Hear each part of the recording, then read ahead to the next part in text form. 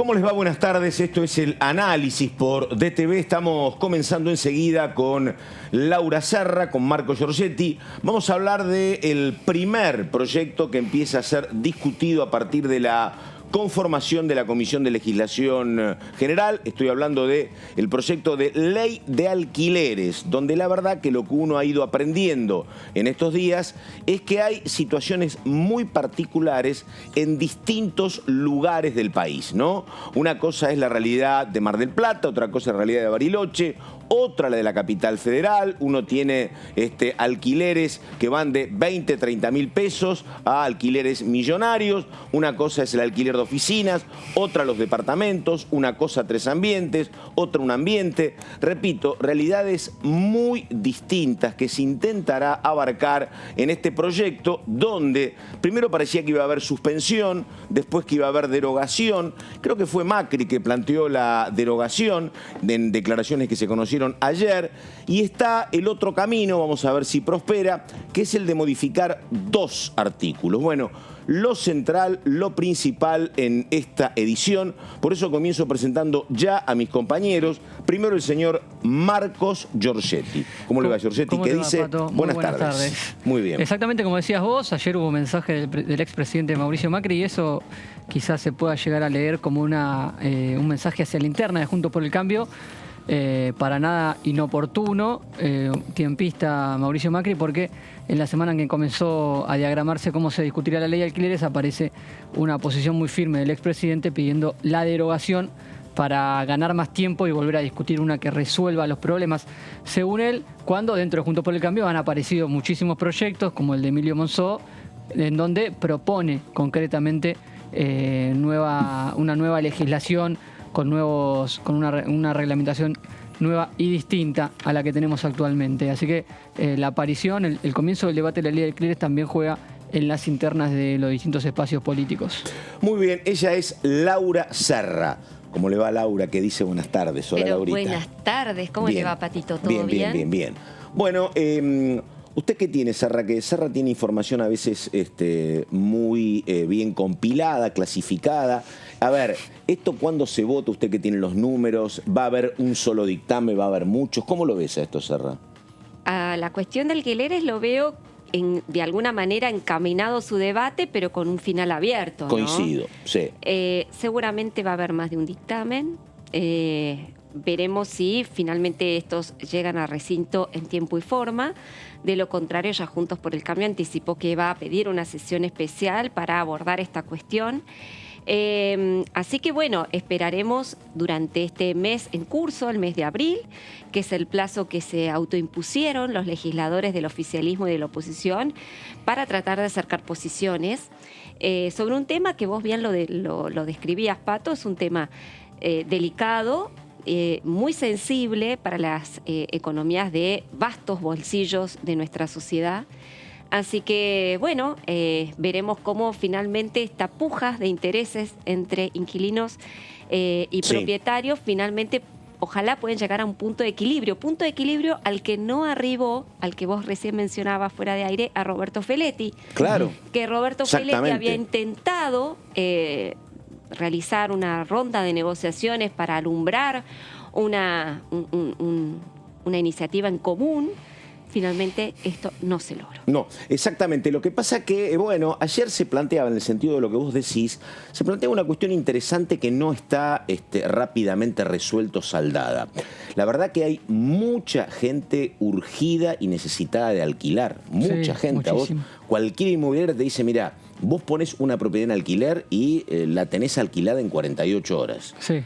Ahora, el tema es entonces, ¿por qué si hay tanta necesidad no hay más propiedades?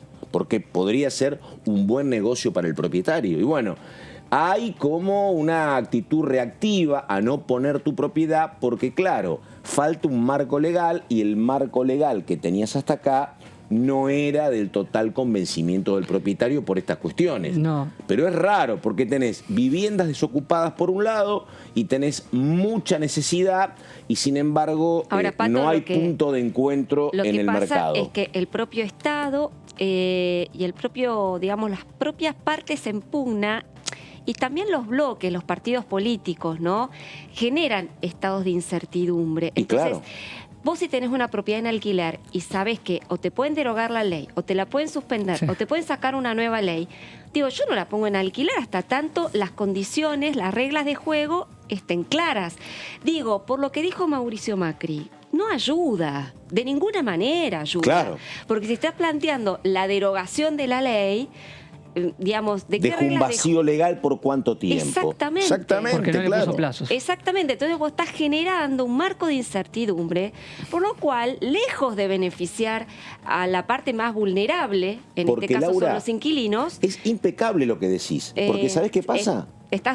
Para cerrar Dale, la idea, es los estás perjudicando con alquileres más altos y con una retracción en la oferta de inmuebles. Pero por eso, porque vos sabés que, claro, esto que vos decís es justo, porque uno está hablando de lo que pasa hoy, 2022, y esta ley tiene 2 años y piquito. Sí. Y si vos mirás, esta ley nace casi junto con la pandemia. Y el tema de la pandemia ha originado en todo el país un desbarajuste enorme que tiene que ver no tanto con la propiedad alquilada para vivir, porque medianamente se congeló, pero a mí me cuentan inmobiliarios y me cuentan afectados de lo que pasó con la gente que alquilaba negocios y tuvo que cerrar el negocio. Claro. Gente que alquilaba hoteles, gente que alquilaba restaurantes. Entonces, y no pagó el alquiler 2 años.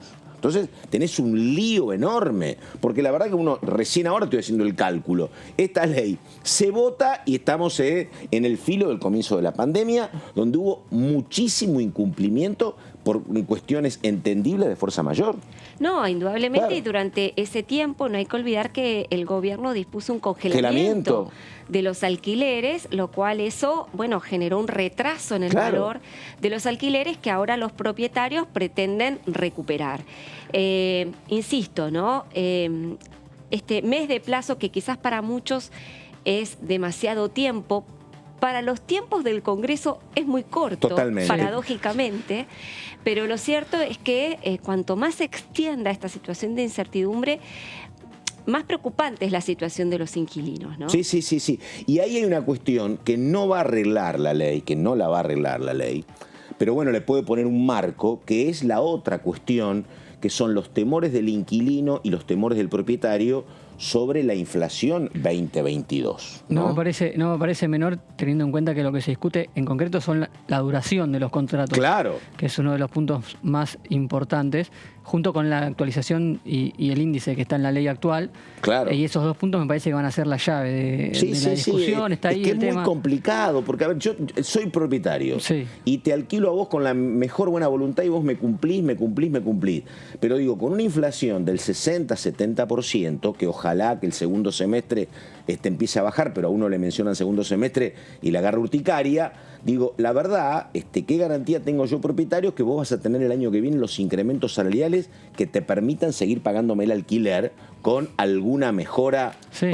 O con una igualación de la inflación para mí como propietario, ¿no? Es muy complicado, Sí. muy complicado. Y está la discusión abierta, bueno, para comentarlo porque no lo hicimos todavía, tenemos un cronograma de un par de reuniones informativas y recién llegado casi fin de mes habrá 2 reuniones entre los diputados para discutir entre ellos y ver cuántos dictámenes, como decía Sí. Laura, terminamos teniendo. Uno especula que habrá más de una postura porque en el tema de algunos temas puntuales como el de los años, todavía hay una diferencia entre oficialismo y oposición, entre el Frente de Todos y Juntos por el Cambio principalmente.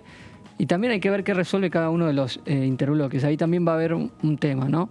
Porque Juntos por el Cambio está el sector de Mauricio Macri, el sector del PRO, que pide derogación, y hay otros sectores que están presentando proyectos con claras intenciones de seguir teniendo una regulación a partir de este debate. Ahora, además vos decís una cosa, Laura, que es cierta, que es el tema de la incertidumbre que tiene tanto el propietario como el inquilino para meterse en un contrato de 3 años. Y hay otro tema, porque si vos sos una señora o un señor jubilado que necesitas alquilar ese departamento porque te suma en tu magra jubilación, a lo mejor te metés y corres riesgo porque necesitas esos 50, 60 mil pesos. Pero si sos propietario, sos un inversionista que tiene un departamento que vale $600.000, la verdad que no es negocio alquilarlo, correr un montón de riesgos, no recuperás muy poco, entonces decidís lo que vos decís que pasa, no alquilo, son demasiados los riesgos. Claro, ¿no? Y aparte... Mucho problema. No, indudablemente. Mientras las condiciones no estén claras, peor aún, ¿no es cierto? No, indudablemente el mercado inmobiliario ha sido uno de los sectores más impactados, ¿no?, por la pandemia. Hoy por hoy prácticamente los parámetros de los precios, de los valores se han tergiversado de una manera, digamos, inaudita, ¿no? Porque realmente entre la inflación y la pandemia han generado un cóctel explosivo en todo ese sector. Bueno, veremos si los legisladores tienen mejor suerte que el secretario de Comercio, Roberto Filetti, ¿no? Por lo menos yo veo que hay buena intención y me parece también que la solución no va a ir por la suspensión o la derogación de la ley, sino por una nueva ley, que sería lo más saludable. Por más que haya una o dos o tres alternativas, hay que ver también en el oficialismo hay distintas opciones. Es decir, los bloques, puertas adentro de sus bancadas, van a tener que resolver con qué iniciativa van a ir al recinto eventualmente. Claro. Pero no deja de ser saludable que haya un debate legislativo al respecto. Sí. En el gobierno también hay diferencia, porque el ministro de Hábitat, Ferraresi.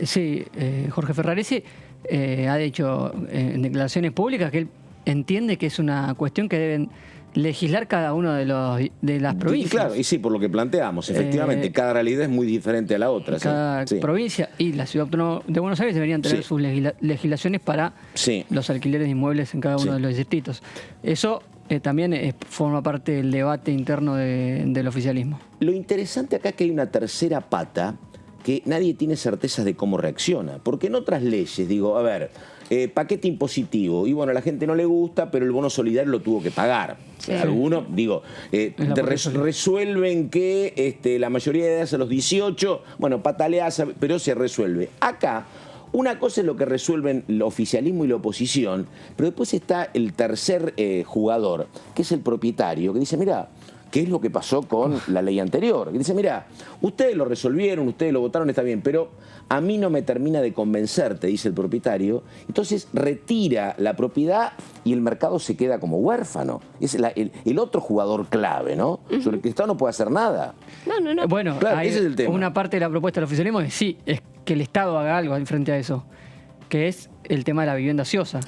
Sí. Lo que pasa que ahí, empezamos, ahí sabes qué pasa, ahí empieza otra cuestión. Sí. Que es que esto está mal como tantas cosas desde hace mucho. Cuando vos hablas con las inmobiliarias, te dicen, guarda, que parezca ocioso no significa que el departamento esté desocupado. Muchas veces hay un contrato entre partes que no está inscripto. Pero no es que está la vivienda ociosa. A mí los números que me dan, que el 85% de los contratos no se inscriben. Este es el problema. El 85%, entonces, no es que están ociosos. Puede haber. Hay un contrato que no es público para que no se sigan incrementando los costos. Ahí tendría que haber un relevamiento por parte del Estado antes de hacer esta impuesto, esta sanción a la vivienda ociosa. Tendría que haber un relevamiento antes.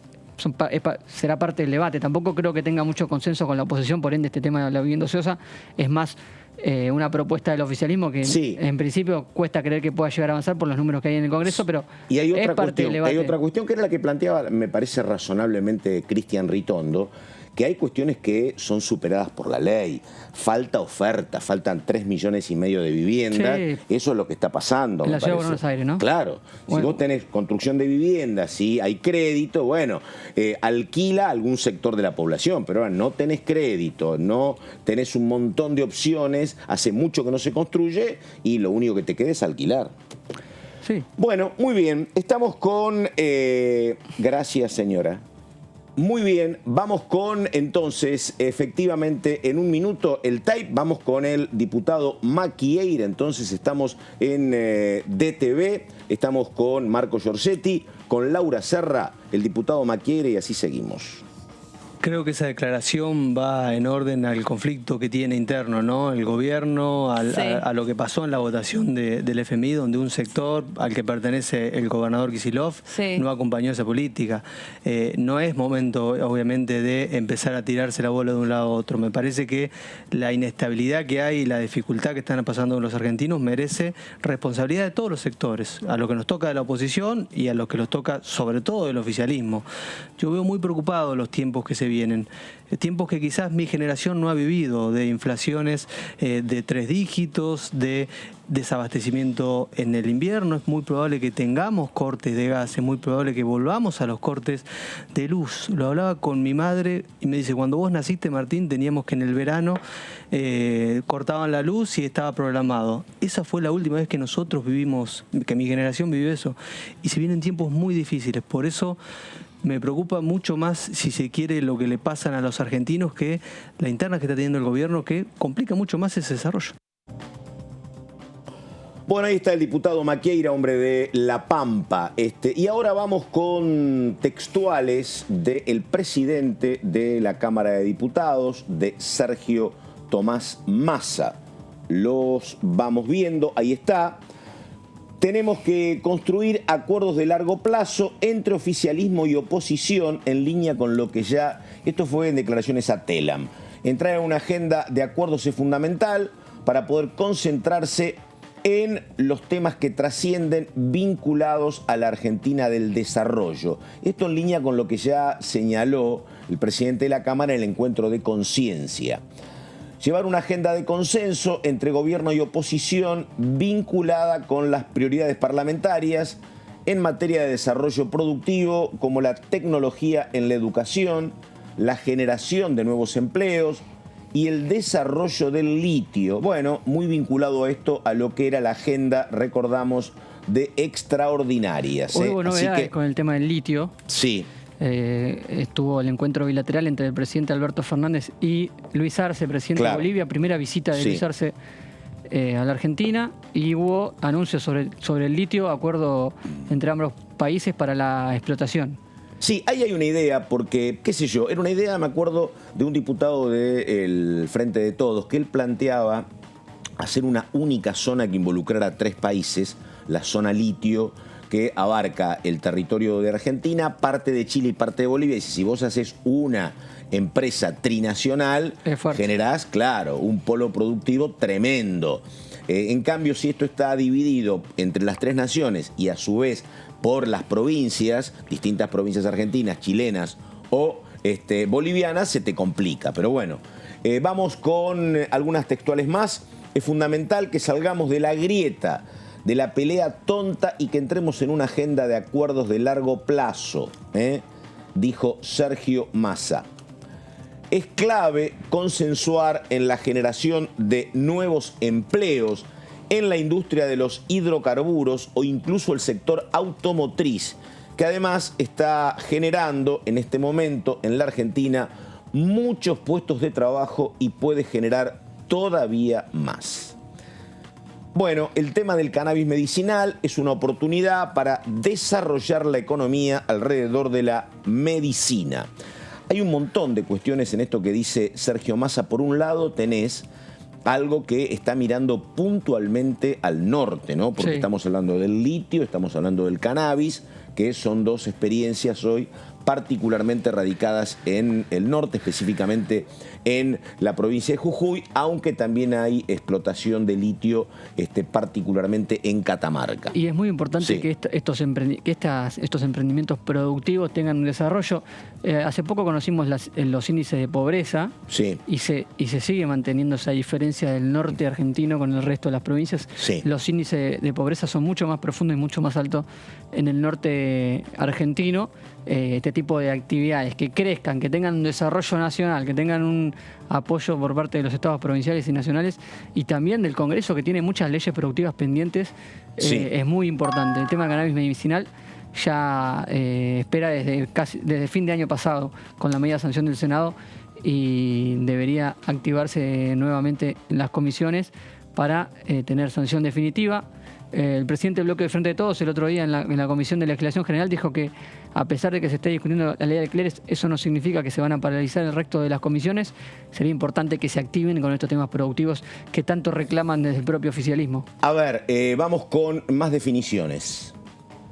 La mejor forma de no depender del Fondo Monetario es generar con el trabajo argentino los dólares necesarios para no depender de nadie.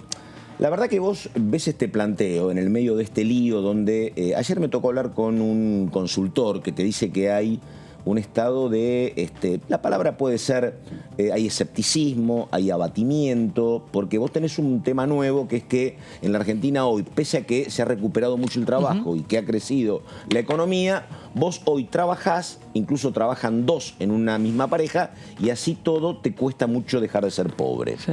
Pero bueno, en el medio de esto, digo la verdad, ya se ha dicho tantas veces, Serra, pero tenés soja, tenés petróleo en Vaca Muerta, vamos a tener hidrógeno verde, hablamos del cannabis, industria automotriz, litio. Uno podría presuponer que son palancas que te permiten salir a flote medianamente, me parece. Sí, ¿no? pero si no se tratan, es imposible. Muy bien, sí. Yo ya la veía, Serra, yo. Efectivamente, sí. Y mirá que hace rato que estamos con esto, ¿eh? Hace rato, efectivamente. Pero bueno, por eso están planteando estos acuerdos, que habrá que ver si estos acuerdos se pueden conseguir. Dicen que no es un año electoral. Pero bueno, uno siempre tiene su Los reserva, acuerdos ¿no? deberían estar aún en los años que no son electorales. También habría que exigirle a la dirigencia política eso también. Además de que el Congreso funcione, como decía Laura, y que esos temas se traten, si son importantes, si son fundamentales para el crecimiento del país, deberían tratarse.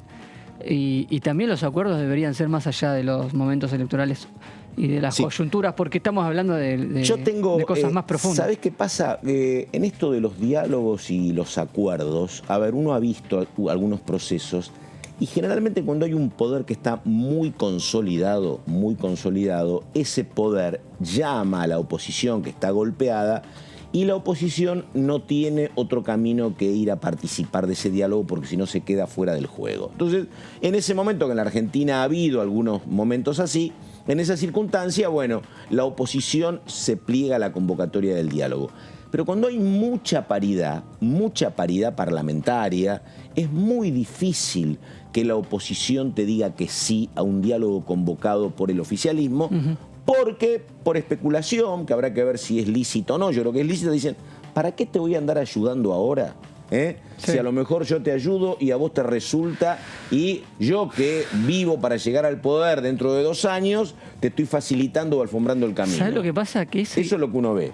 Uno ve eso, pero también ve que cuando la fuerza que está en la oposición circunstancialmente tiene ese razonamiento, cuando llega al poder le exige al otro los acuerdos. Ah, por supuesto. Y ahí es como que se transforma. Bueno, por eso hace años que estamos así, claro. Exacto. Ah, sí, por supuesto. Entonces, es así. La fuerza que anteriormente reclamaba acuerdos totalmente. pasa a negarlos y es así.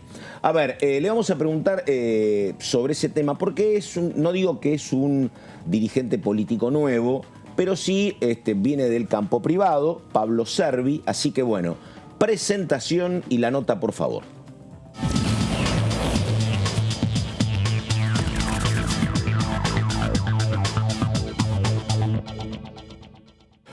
Muy bien, ahí está el diputado Servi, hombre de Neuquén, hombre de Evolución. ¿Cómo le va, diputado? ¿Qué dice? Buenas tardes, Carlos Méndez saluda.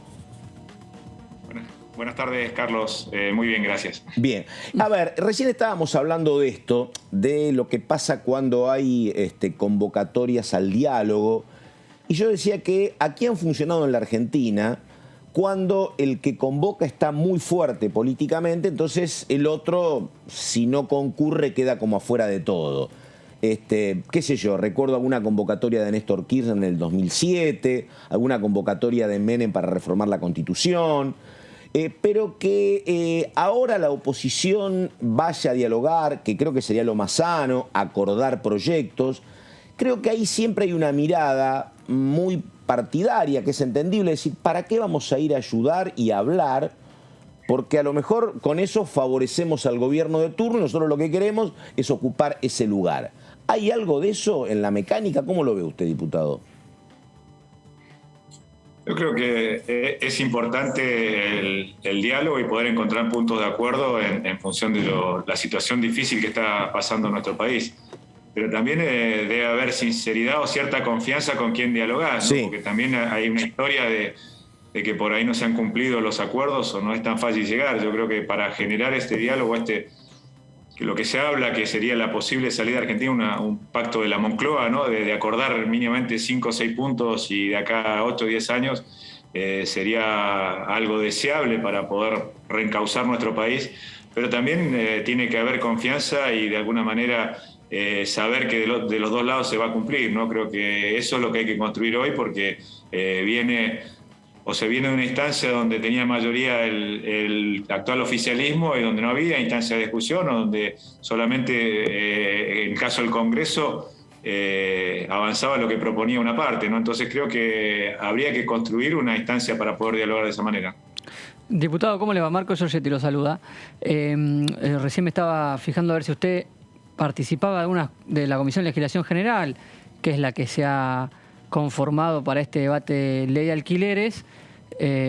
No está en la lista, por lo menos en el listado oficial que está en la página web de la Cámara de Diputados, pero igual le iba a consultar qué opina sobre el debate y también con el pedido del expresidente Mauricio Macri, una figura relevante para Juntos por el Cambio, que ayer se expresó a favor de la derogación de la ley de alquileres en el inicio del debate parlamentario de esta cuestión. ¿Cómo ve el debate y la opinión que ha expresado Mauricio Macri ayer? Hola Marcos, y en caso de Evolución, el bloque al cual pertenezco, tenemos a Carla Carrizo, que inclusive ocupa la vicepresidencia, así que estamos muy bien representados ahí. Y yo creo que el planteo que hemos estado escuchando nosotros a los inquilinos, a las inmobiliarias y a los propietarios, que por ahí los propietarios son una figura que en la discusión anterior no habían participado, hoy se están organizando y están participando.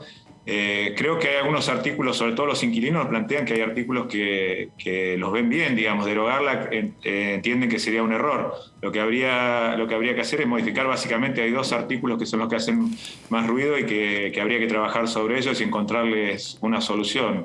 Creo que pasaría más por ahí que por derogarla. De hecho, se había planteado esta semana la posibilidad de una sesión para derogarla y se acordó que se daba 30 días para justamente discutirlas y constituir la Comisión de Legislación General para poder discutir y encontrar puntos de acuerdo, ¿no?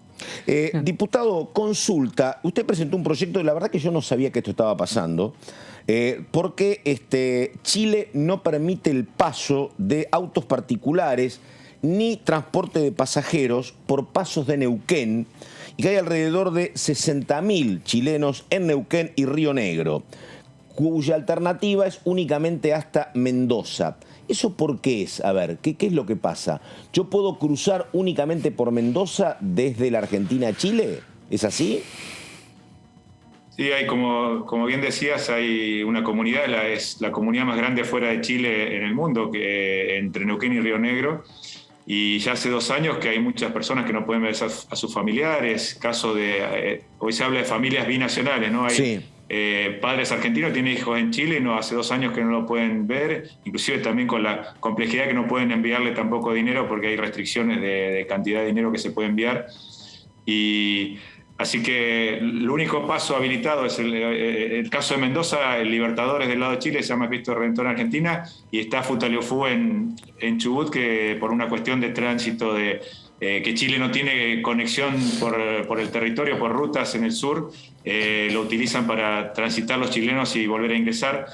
Pero la realidad es que este problema es con grandes complejidades, ¿no? Yo estuve reunido con el cónsul argentino en Chile, con el embajador, y presenté un proyecto de declaración en el Congreso para que se hagan las gestiones.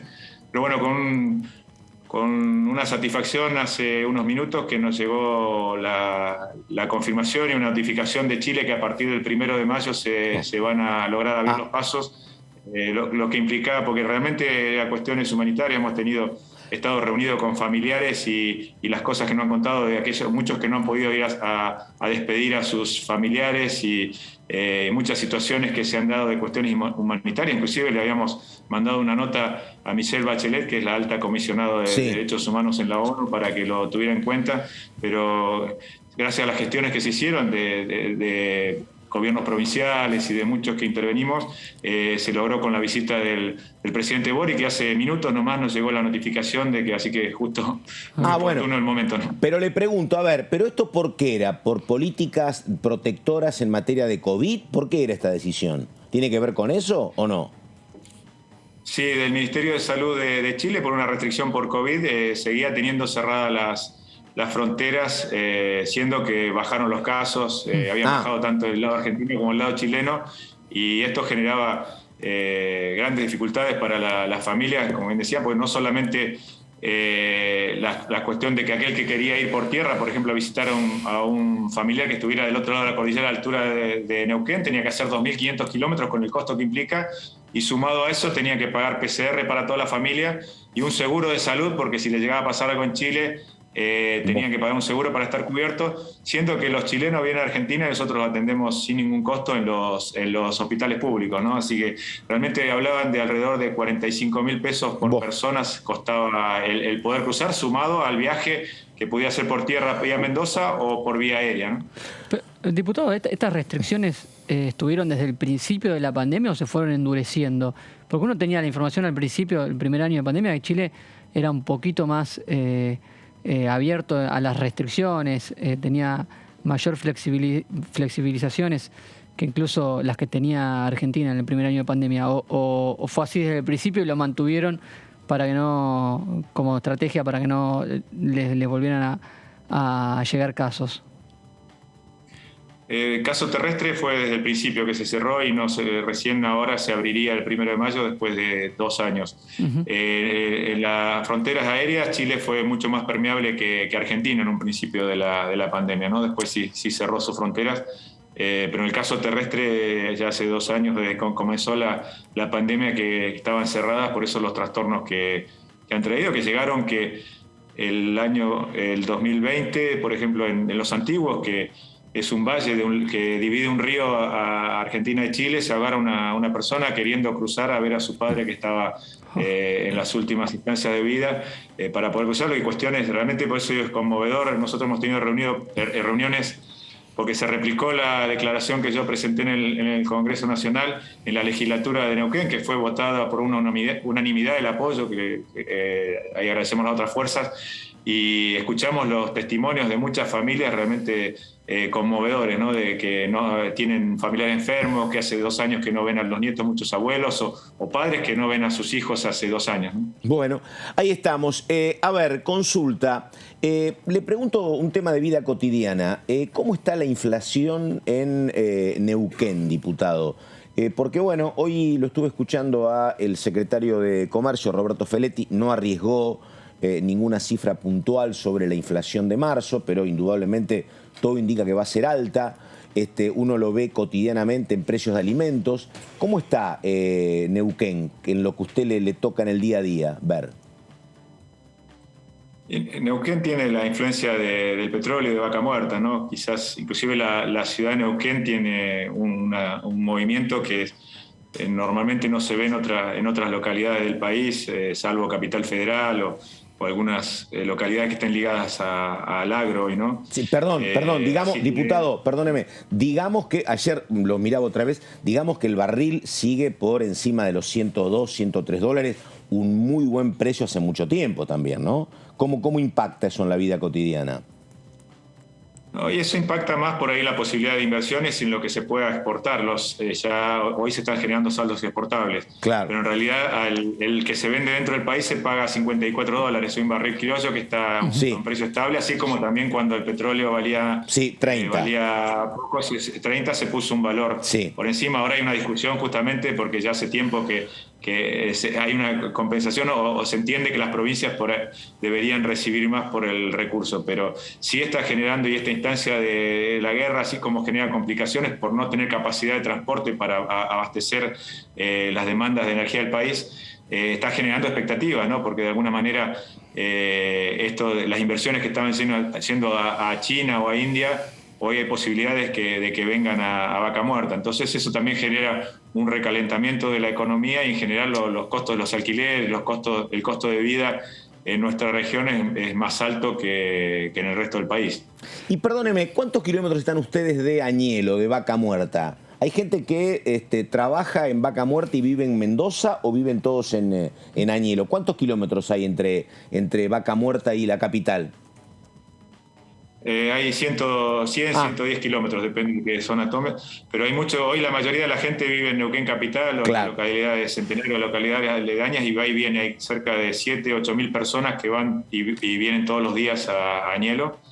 Y después, bueno, los que viven en Añelo también, o las distintas localidades, porque Vaca Muerta en realidad ocupa la mitad de, Claro. de la provincia de Neuquén hacia el norte, parte de Río Negro y parte de Mendoza y de La Pampa también, ¿no? Claro. Y perdóneme, ¿cuánto está un alquiler de 2 ambientes? Para comparar con Capital, en Capital depende del barrio, pero digo, menos de 50 no cuesta. En Neuquén, con los precios en alza por el tema del petróleo, ¿está más o menos por ahí o no? Sí, alrededor de 40 a 50 mil pesos.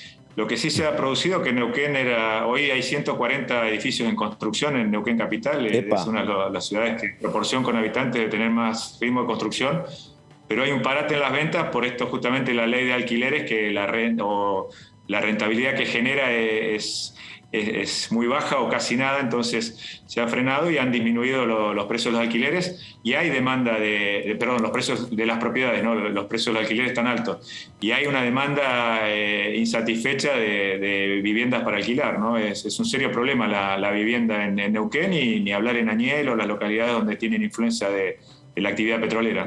Diputado, aprovechando que mi compañero Pato Méndez preguntó por la inflación, causaron mucho revuelo y generaron polémica y abrieron un debate importante de Evolución Radical, el diputado Alejandro Cacase, con el proyecto de dolarización. ¿Cómo cayó a la interna del bloque? Porque fue una propuesta en principio con la firma del diputado Cacase, nada más. Al interior del bloque se discutió el tema. ¿Qué opinión tiene usted? ¿Cómo lo ven hacia adelante esta cuestión de una posible dolarización? Se discutió y lo había consultado, no había acuerdo, pero lo había avisado que lo iba a presentar. En mi caso personal, no creo que la Argentina esté en condiciones de una dolarización hoy, porque es una economía que está con respirador y no podemos sacarla a caminar o a correr de golpe. Se necesitarían otro tipo de políticas, entiendo, para poder encaminar nuestra economía, que podría ser otro tipo de moneda, porque también si nosotros quedamos atados al dólar y nuestro principal socio comercial, por ejemplo Brasil, devalúa, quedaríamos con un serio problema de competitividad, ¿no? Eso entre otras cuestiones.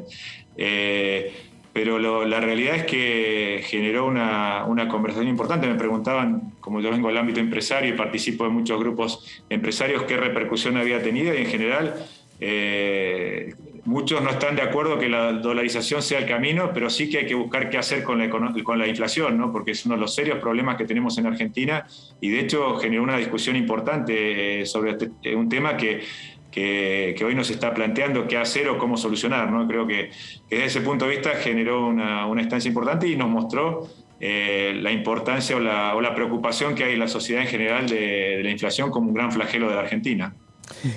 Diputado, consulta, hay 2 comisiones conformadas, Legislación General y Presupuesto y Hacienda. Digo, ¿qué es lo que está pasando que todavía hay una mora importante para la definición en las otras? ¿Sabe algo? ¿Le dijeron algo, diputado, o no? Y en principio había discusiones por las presidencias y quienes ocupaban. Creo que ya está habiendo avances, por lo menos hoy lo que me decían, que ya está habiendo algunos avances, así que esperemos tener pronto definidas las comisiones, así se puede retomar la actividad normal del Congreso, ¿no? Que creo que es una necesidad que tenemos. Hay 3 constituidas sobre 46, ¿no? de comisiones, y se necesitaría para poder avanzar en cuestiones. Ahora, si viene la ley del Consejo de la Magistratura, tendría que estar la de Justicia constituida y algunas otras comisiones que se necesitan para tratar cuestiones que son urgentes para el país, ¿no? Muy bien, bueno, estamos con el diputado Pablo Sarri, hombre de la provincia de Neuquén, que ya contó mucho. Me interesaba esto de lo que está pasando con el tema alquileres en la capital, de lo que pasa en Añelo. Nos enteramos. ¿Cuántos edificios hay en construcción? Que me dijo 24, dijo, o 124. 140 están en 140 permisos de construcción. ¿Y eso es consecuencia de qué? ¿De básicamente el tema del petróleo, del buen momento, o hay otros elementos ahí? Y como decía, Neuquén siempre ha sido un resguardo de valor los ladrillos porque hay demanda Sí. de alquileres. Continuamente viene mucha gente por la industria hidrocarburífera. Pero hoy, como decía, al no Sí, claro. por la ley de alquileres también y no tener renta, están frenadas las ventas o han bajado los valores de la propiedad. Así que es una forma que históricamente en Neuquén se ha tenido de reinvertir Sí, claro. aquellos que, sobre todo empresas de servicios petroleros, los comerciantes, aquellos que tienen un excedente, de poder resguardar el valor de la moneda y siempre y en general el neuquino apuesta a nuestra provincia y la localidad de Neuquén particularmente tiene un imán para esas inversiones, ¿no? Estamos, dale. El tema invierno, última pregunta de mi parte, si estando en una zona fría, el tema energía, el tema cómo va a ser el abastecimiento de cara al invierno está siendo el tema a nivel nacional por todo lo que ha pasado y sigue pasando en Ucrania. ¿Cómo lo viven desde la Patagonia? ¿Lo están viendo con preocupación? ¿Se están anticipando de alguna manera a lo que puede llegar a ser el invierno? Y sí, acá es una zona ya, ha comenzado estos días con frío, en general se ha comenzado a prender las calefacciones de las casas. En principio no debería haber problema de abastecimiento porque hoy el gas está en Vaca Muerta o Neuquén, el problema es que no tenemos cómo transportarlo a los grandes centros de consumo. Sí hay un serio problema con las garrafas, hoy no se consiguen garrafas, de hecho hay una manifestación frente a la Casa de Gobierno por el tema de que no hay disponibilidad de garrafas, que hay muchas, a pesar de que tenemos mucho gas en Vaca Muerta, hay barrios o muchas sectores que por ahí no están formalizados, tomas, que no tienen gas natural y hoy hay un serio problema. De hecho hay una manifestación frente a la Casa de Gobierno por el tema de la disponibilidad de garrafas y el costo también, que ha aumentado, se ha incrementado el tubo de gas. No, qué paradójico, Claro. comentaba, porque en la provincia productora de gas por excelencia, que es Neuquén, que haya todavía gas en garrafas, parece realmente insólito, contradictorio, ¿no? Por digamos, en cierto modo. ¿Por qué no hay tendido de gas natural, por ejemplo? En muchos casos por la regularización para que le coloque Camusi, la empresa que tiene la concesión en el sur del país, que coloque el gas, tiene que tener algún título de propiedad o está regularizada la propiedad. En muchos casos las tomas se viene avanzando con un proceso, pero en muchos casos no tiene esa regularización, entonces no se avanzan con la red o básicamente de inversiones, porque muchas veces estas empresas no hacen la inversión eso, sino la que tienen que hacer los privados y después se la transfieren a las empresas distribuidoras. Pero también existe, por ejemplo, en Neuquén hay localidades distantes que tienen gasoductos virtuales que se llaman, que se hace un proceso con el gas licuado, el gas que normalmente va en garrafa, se lleva en camiones y se inyecta a una red de un pueblo, que se le dice gasoductos virtuales porque se conecta a un camión en vez de estar conectado a un ducto que viene desde los pozos, ¿no? Y este gas, por ejemplo, nos descontaban el otro día que el 70% viene de Bahía, o sea que nosotros mandamos el gas a Bahía Blanca para que allá se paren los gases ricos y vuelve. Hoy se está pagando 3 veces, el flete vale 3 veces más de lo que vale el gas que está subsidiado, que va dentro del camión, ¿no? Y con este flete, estos problemas que generan las rutas, los camiones, cuando tenemos el recurso acá. Así que estas contradicciones también que se generan en una provincia donde se produce el gas y que tenemos estas complicaciones, ¿no? Y este alto costo también del producto, sobre todo aquel que tiene gas envasado en el interior, o uno también lo ve en el caso aquellos que viven en el campo, realmente el costo del que se calefacciona con gas envasado es muchísimo más alto que el gas natural, ¿no? Ahí estamos, el diputado Pablo Servi, hombre de Evolución de Neuquén. Diputado, muchas gracias, buenas tardes hasta cualquier momento. Gracias a ustedes por el espacio y a disposición para cuando lo requieran. Bueno, muy bien, y nos preparamos para verlo al señor Marco Giorgetti. Giorgetti haciendo referencia a un tema que se está por empezar a debatir en cualquier momento en el Senado, que tiene que ver con Consejo de la Magistratura. Se está debatiendo ahora. Había toda una cuestión central para ver si el oficialismo conseguía el quórum. Lo consiguió el quórum. Bueno, a ver, Consejo de la Magistratura.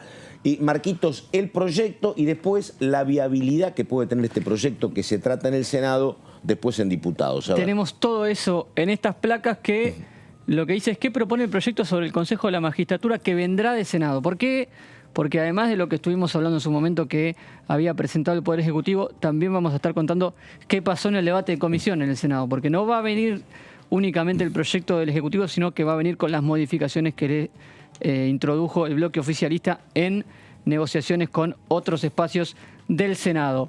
¿Qué envió el Poder Ejecutivo? Bueno, en concreto una reforma que eleva la cantidad de miembros de los 13 actuales del Consejo de la Magistratura a 17.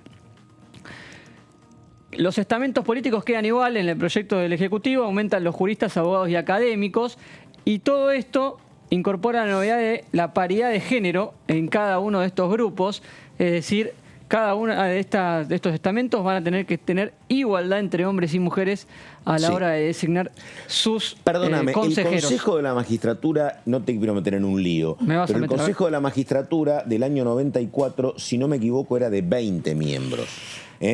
Bueno, hasta después se redujo a 13 sí, para que tuviera más preeminencia el sector político en detrimento del sector académico, y ahora no va a 20, sino que va a 17. Exactamente. Dale. Tenía 20 antes de la reforma del 2006. Cristina Fernández de Kirchner, senadora nacional, gobierno de Néstor Kirchner. La evaluación que se hacía en ese momento es que tenía que tener mayor participación la política en el Consejo de la Magistratura, se modificó y ahora se vuelve atrás por un fallo de la Corte Suprema que pidió revisar justamente esa cuestión, que la política no podía estar por sobre los otros estamentos, se reduce la participación de la política, queda abajo del 50% en el proyecto del Ejecutivo. Casi el 44% de los consejeros son... Es todo un dato, ¿no? Es todo un dato, porque digo, es el Senado de Cristina Fernández. Por eso, si no me equivoco, creo que Tonelli dijo que no estaba en desacuerdo absoluto con este proyecto. Es más, el proyecto de Juntos por el Cambio tiene mayor porcentaje de participación, le da mayor porcentaje a la política que el proyecto del Ejecutivo, pero esa no es la cuestión que se estuvo discutiendo. Ahora cuando lo avancemos lo vamos a ver. El Frente de Todos tuvo que negociar con aliados provinciales para poder conseguir los votos en el recinto. La sesión se está realizando en este momento. Hubo quórum.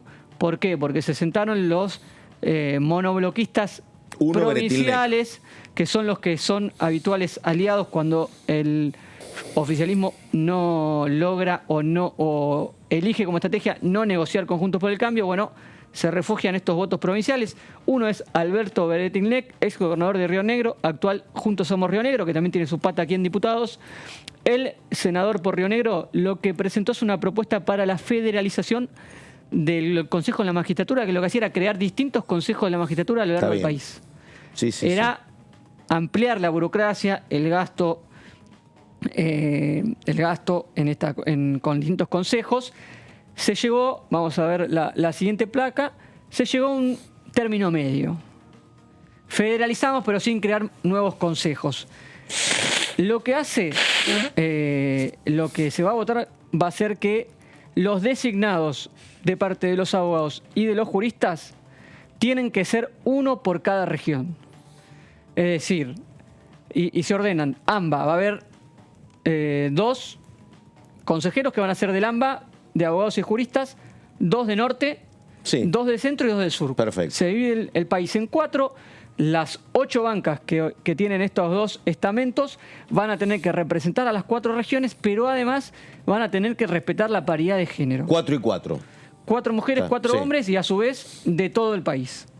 Lo que decía Beretinlec es que la mayor parte del Consejo de la Magistratura tiene representación obviamente de la Ciudad de Buenos Aires y de los juristas abogados suelen elegir de la Ciudad de Buenos Aires. No así el Congreso, que está más repartido. Obviamente la representación en el Congreso tiene diputados y senadores de todas las provincias y a veces acceden de algunas provincias. Si bien si uno hace el repaso, siguen siendo predominantemente del AMBA. A ver, ¿qué puede pasar en diputados? ¿Qué puede pasar en diputados? Aquí lo que decías vos. Bueno, Juntos por el Cambio se va a mantener en su iniciativa unificada que ha presentado en el Senado. Había distintas opciones. Mario Negri había presentado una aquí en diputados. Había otras que había presentado Juntos por el Cambio en el Senado. Unificaron, se mantuvieron con un consejo integrado por 20 miembros, como decías vos, como era la ley anterior a la del 2006, y con la presidencia en el poder del presidente de la Corte Suprema. Esto ha sido inamovible para Juntos por el Cambio en el debate. No se ha corrido ni un centímetro de esto y lo sigue defendiendo. Saben que es la cuestión que más va a incomodar al oficialismo también. Exactamente, y es lo que va a bloquear el debate aquí en la Cámara de Diputados. Si Juntos por el Cambio no se mueve esta cuestión... Si no tenés confianza, vos así con tu escepticismo no se puede, Marco. Bueno, ¿no? si dale. Juntos por el Cambio no se mueve, no se mueve esta cuestión, también tiene alineado al bloque Córdoba Federal, que con la senadora Alejandra Vigo va también a rechazar el proyecto, a pesar de que se sentó en su banca, Perdóname, te bloqueó el quórum, pero sí. Alguna vez hablando acá, creo que era con Tonelli, yo pregunté, ¿y qué pasa si, que creo que esa alternativa se barajó, que haya un miembro de la Corte, pero que en lugar de ser el presidente del Consejo sea un integrante más? Y Tonelli dijo, mire, dice, la verdad que no, tampoco me voy a poner a militar, dice, claro. Pero bueno, podría ser una opción. Esa opción no está barajada. Hasta acá no. El Senado no lo tuvo que negociar porque consiguió los votos con los aliados provinciales. Está. Vamos a ver qué pasa aquí. En principio, Córdoba Federal ya es un texto que podría ser modificado acá. Por eso entre signos de pregunta. ¿Qué puede pasar? Juntos por el Cambio hasta ahora no se movió de la presidencia de la Corte. No lo negoció porque tampoco el Frente de Todos fue a buscar los votos a Juntos por el Cambio. Veremos si aquí, ante la necesidad, el Frente de Todos va a buscar esta negociación.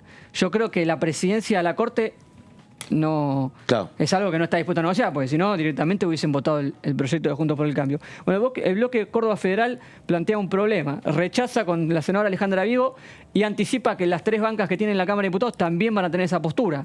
Hay que ver qué hacen las otras 5 bancas que tiene el interbloque federal, que están todavía veremos. Y ahí está la definición de Graciela Camaño, que estuvo muy activa esta semana con este tema, porque Roberto Labaña, que es un referente político de este espacio del interbloque federal, salió a decir que él estaba de acuerdo con la posición de Juntos por el Cambio. Camaño aclaró que ella no está de acuerdo con que la presidencia de la Corte, también, la presidencia sea para la Corte, pero sí estaría de acuerdo en que la Corte estuviera dentro del Consejo. Así que hay que ver qué pasa aquí. O se negocia esto, que la Corte esté presente, o y para trabar la negociación. ¿Qué harán los libertarios? Por último, ¿qué harán los libertarios y qué hará la izquierda? Que con el Frente propone voto popular y está bastante lejos también de acompañar al oficialismo. Bueno, y acá digo, ¿y el gobierno qué va a hacer? El Ejecutivo, porque tiene como 2 caminos. O negocia, hasta donde yo veo, o negocia con Juntos por el Cambio, el tema de la presidencia de la Corte, o no puede avanzar. Y entonces, a partir del día de abril, que está fijado como fecha por la Corte, ¿la Corte se hace cargo del control del Consejo de la Magistratura? Supuestamente a partir del 15, Horacio Rosati deberá ocupar el sitial de presidente del Consejo de la Magistratura. Sí, efectivamente, el Consejo de la Magistratura. Bueno, y la duda es si la Corte va a aceptar la conformación de el nuevo Consejo de la Magistratura con los integrantes que están siendo elegidos en estos días por los distintos estamentos. Ayer se realizó, antes de ayer se realizó la elección de los abogados, ahora se está realizando la elección de los jueces. Faltaría la representación de los legisladores y bueno, ahí hay toda una cuestión que quizás, digamos, es demasiado engorroso explicarlo, pero eso de alguna manera podría quedar demorado por una cuestión política, por un conflicto político entre el Frente de Todos y Juntos por el Cambio. Entonces, aquí la pregunta es si la Corte Suprema va a aceptar una integración, una nueva integración, pero incompleta, del Consejo de la Magistratura. Y perdóname, no tenés por qué tener la respuesta, Serra, pero digo, en algún momento dijo Graciela Camaño, miren, todo bien, dice, pero la verdad que nos digan en diciembre que hay que cambiar el Consejo de la Magistratura en abril, me parece que los tiempos no van a dar. ¿Alguna opción de prórroga de la Corte podría ser decir que la Corte diga, che, en vez del 15 de abril vamos a otorgar un plazo hasta el 1 de junio para ver si se ordenan las cuestiones? ¿Puede ser un camino o no? Sobre todo porque el Congreso lo está debatiendo. Claro, por eso pregunto, pero no está eso todavía. No está, pero indudablemente si hay un proyecto de ley presentado, los proyectos de ley no tienen plazo. Claro. Digamos, lo pueden seguir discutiendo. Eso es un poco haberse involucrado en una atribución del Congreso, ponerle un límite. Sí, no. La verdad es que no lo tengo claro a eso, pero en definitiva da la impresión de que más allá de que se traspase el límite, el Congreso puede seguir debatiendo el proyecto de ley y mientras tanto el problema es ¿qué se hace ante un consejo de la magistratura que en los hechos dejaría de funcionar como tal? Entonces, la pregunta es, o digamos, el foco de atención nuevamente recae en la Corte Suprema, si va a aceptar una conformación interina, incompleta, hasta tanto el Congreso sanciona una nueva ley, o le otorga más plazo al Congreso. O, bueno, en un marco, Laura, Marcos, donde la verdad, por lo que uno recuerda los juicios políticos que le iniciaba Néstor Kirchner a la corte de Nazareno. Pero fue como un fósforo que se encendió y el conflicto se disparó y se canceló rápidamente porque hubo o juicios políticos o renuncias. Pero este vínculo, esta mala relación del gobierno con la Corte, como tienen desde hace mucho tiempo, uno lo recuerda, hay muy pocos momentos, por lo menos en estos 40 años de vida democrática, de tanta tensión entre la Corte y el gobierno. Carrió tenía tensión, pero no era la presidenta de claro. Era una diputada. Exactamente, claro. Ahora estoy hablando del Poder Ejecutivo con la Corte. Sí. Digo, en este clima se da esta cuestión, además. Sí, en la presidencia de Cristina Fernández de Kirchner hubo momentos de mucha con tensión Lorenzetti, con el pero tema no estaba de en la discusión esto, ¿no? democratización Claro, de la fue una justicia. tensión. Y cuando avanzó con el proyecto que derogó la Corte, efectivamente. Los últimos 2 años. Claro. Sí, claro, exactamente. Sí, Hubo momentos de tensión también cuando Néstor Kirchner decidió modificar la integración de la Corte Suprema, promoviendo vía sus legisladores afines el juicio político a por lo menos 4 de sus miembros. Claro, algunos, efectivamente, uno era Nazareno, Nazareno renunció, no me estoy acordando un doble apellido que era el yerno de Anzorregui. Ese sí va a juicio, ¿te acordás? Pero sí, efectivamente, hay mucha. Es cuando asume Argibay y cuando asume Zaffaroni también, efectivamente, y Hayton de Nolasco. Exacto. Pero Juntos por el Cambio tiene esta cuestión que decías vos, el plazo que está muy cerca, y ese plazo no lo obliga a negociar el tema de la presidencia de la Corte en el Consejo, digamos. Porque si la interpretación es que, caído el plazo, el presidente de la Corte se va a hacer cargo del Consejo, se estaría imponiendo el proyecto que está promoviendo Juntos por el Cambio. A ver, esto es DTV, esto es el análisis, la pausa, ya seguimos y volvemos en un ratito nomás.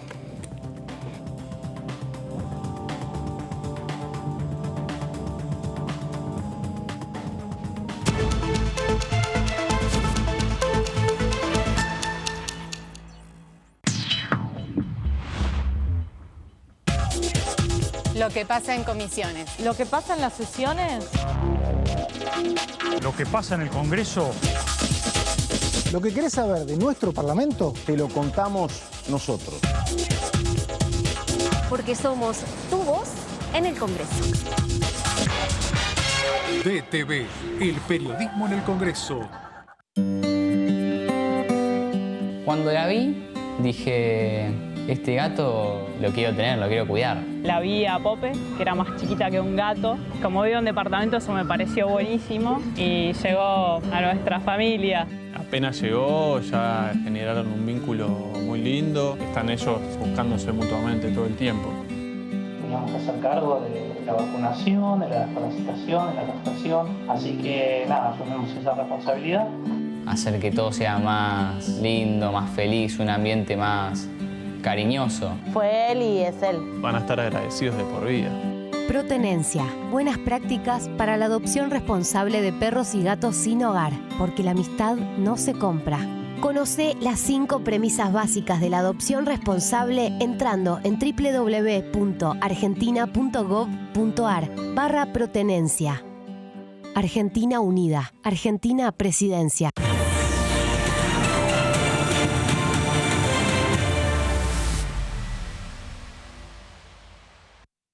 ¿Qué diferencia hay entre la Cámara de Diputados y la Cámara de Senadores? La Cámara de Diputados representa al pueblo de la nación argentina. Esto significa que las provincias más grandes y con mayor cantidad de habitantes tienen muchos más diputados que las provincias más pequeñas. La manera de establecer las cantidades es proporcional. La Cámara de Senadores representa a las provincias. Cada provincia envía 3 senadores al Congreso Nacional.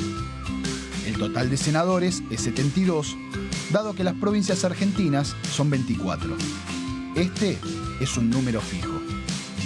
Por ejemplo, la provincia de Buenos Aires cuenta con 70 diputados nacionales y la provincia de Tierra del Fuego con 5.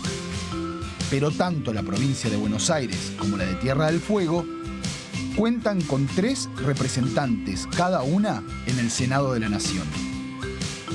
Cada 2 años, el Congreso Nacional renueva la mitad de sus diputados y 1/3 de sus senadores nacionales.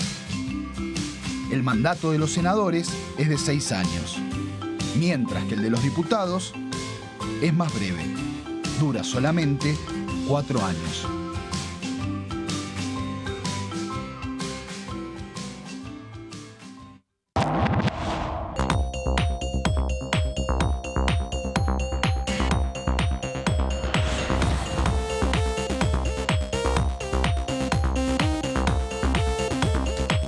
Todas las noticias de la Cámara de Diputados te las contamos nosotros, porque somos tu voz en el Congreso. DTV, el periodismo en el Congreso. Mi nombre es Perla y tengo la suerte de poder estudiar para trabajar de lo que más me gusta, que es cuidar y acompañar a otras personas. Y aunque mi mamá siempre me apoyó, creo que sin la asignación universal por hijo hubiera sido muy difícil llegar hasta acá. Hoy soy estudiante de enfermería de la Universidad Nacional de Avellaneda. Asignación universal por hijo, igualando oportunidades. ANSES. Reconstrucción Argentina. Argentina Presidencia. Lo que piensan las diputadas. Lo que piensan los diputados. Lo que pasa en el Congreso. ¿Lo que querés saber de nuestro Parlamento? Te lo contamos nosotros. Porque somos tu voz en el Congreso. DTV, el periodismo en el Congreso. Las sesiones son el espacio donde los diputados debaten proyectos de ley para su aprobación, modificación o desaprobación. En una misma sesión se pueden tratar varios proyectos de ley. Desde el 1 de marzo, cuando el presidente las inaugura, se desarrolla el periodo de sesiones ordinarias. Entre el 1 de diciembre y el 28 de febrero se extiende el periodo de sesiones extraordinarias que solo pueden ser realizadas a pedido del presidente de la Nación. En el recinto, el bloque oficialista se dispone a la derecha del presidente de la Cámara, el bloque opositor mayoritario a la izquierda y en el centro los bloques con menos cantidad de integrantes. En el tratamiento, en general, los diputados tienen 7 minutos y los jefes de bloque entre 20 y 12 minutos conforme al número de legisladores que representen. La sesión es dirigida por el presidente de la Cámara de Diputados, que administra el uso de la palabra y las distintas instancias del funcionamiento. A la izquierda del presidente está el secretario administrativo, a la derecha el secretario parlamentario y debajo de él están los taquígrafos, que registran cada uno de los testimonios.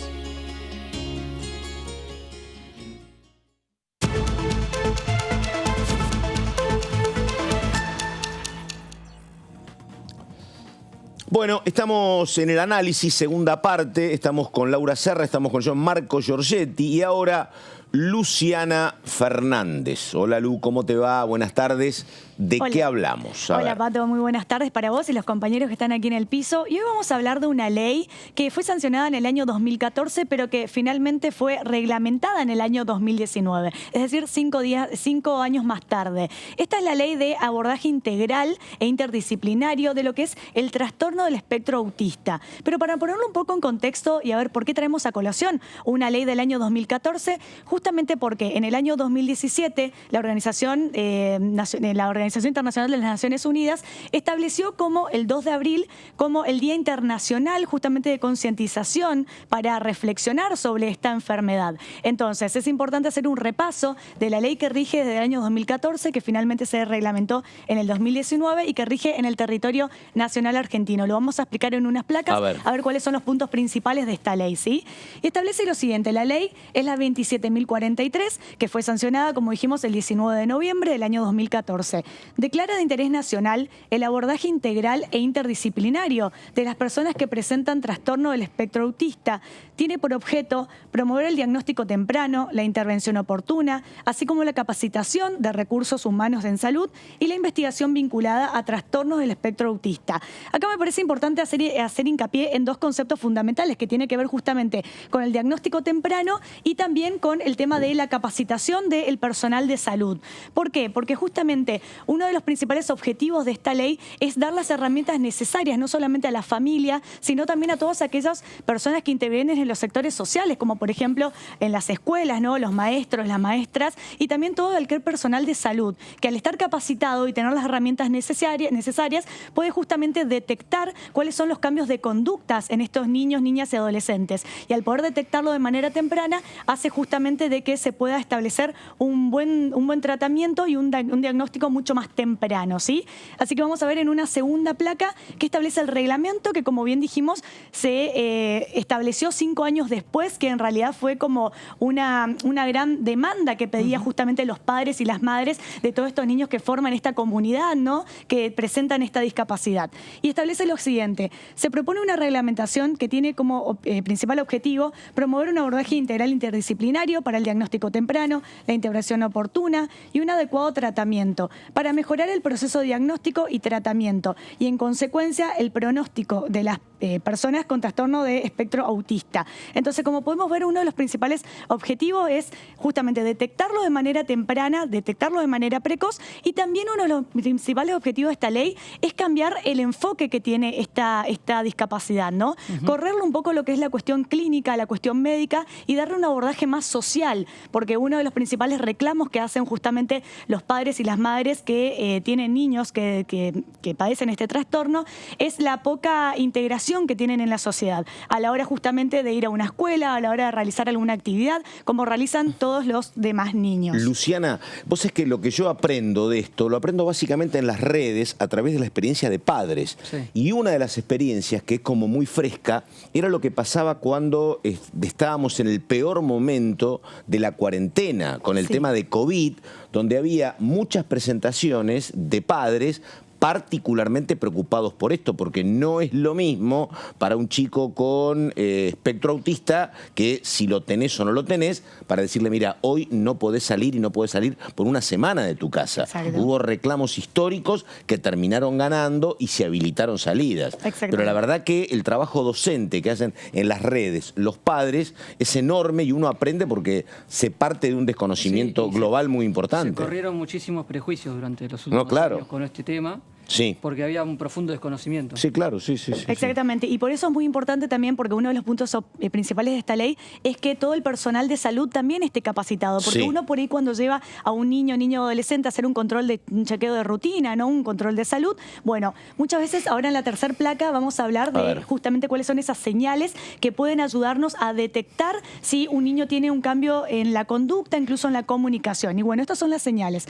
No expresa alegría a partir de los 6 meses, no comparte sonidos, sonrisas y otras expresiones faciales de manera reiterada a partir de los 9 meses de vida, no hace gestos como señalar, mostrar, alcanzar o saludar con la mano a los 12 meses, no dice ninguna palabra a los 16 meses, no formula frases de 2 palabras con intención comunicativas sin imitar o repetir a los 24 meses. Como podemos ver, todo esto tiene que ver con los cambios de conductas que se pueden dar en estos niños, niñas y adolescentes. Y en una última placa vamos a ver la normativa internacional, porque como bien sabemos, todas nuestras leyes que rigen en el territorio nacional argentino tienen los cimientos o sus bases en los organismos internacionales, ya que la Argentina es signataria de innumerables tratados y convenciones de derechos humanos, que son las que fijan las bases justamente para que luego la Argentina reglamente en su fuero interno respecto a estos principales lineamientos.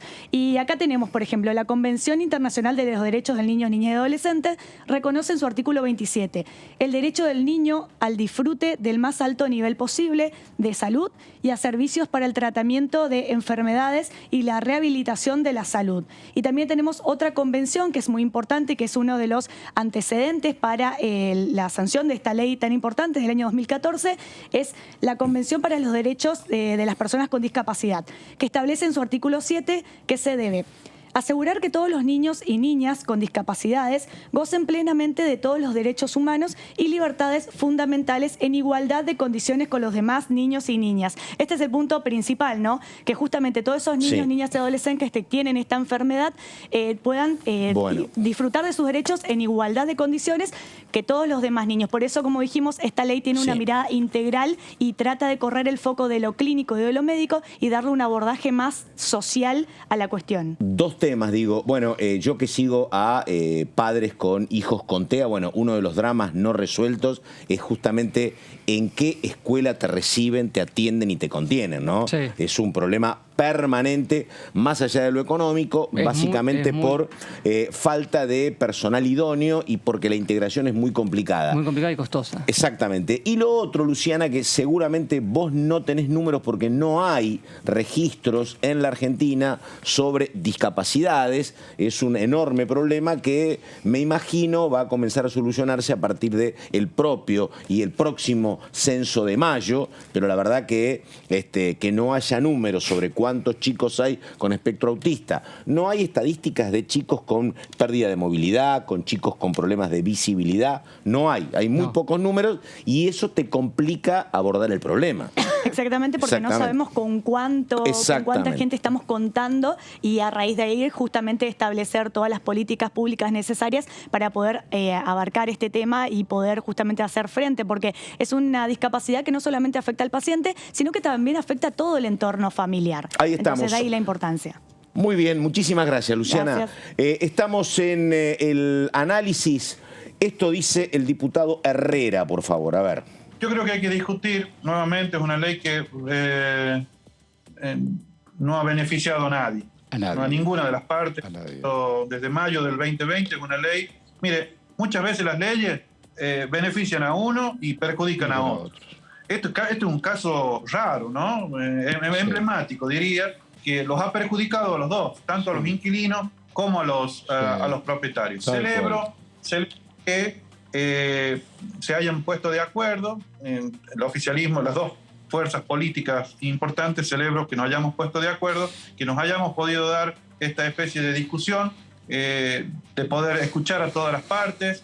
Vamos a tener se ha conformado hace unos días la comisión, vamos a tener discusiones. Hoy, el día de hoy, vamos a estar en la ciudad de La Rioja, vamos a estar conversando con los titulares de las cámaras inmobiliarias.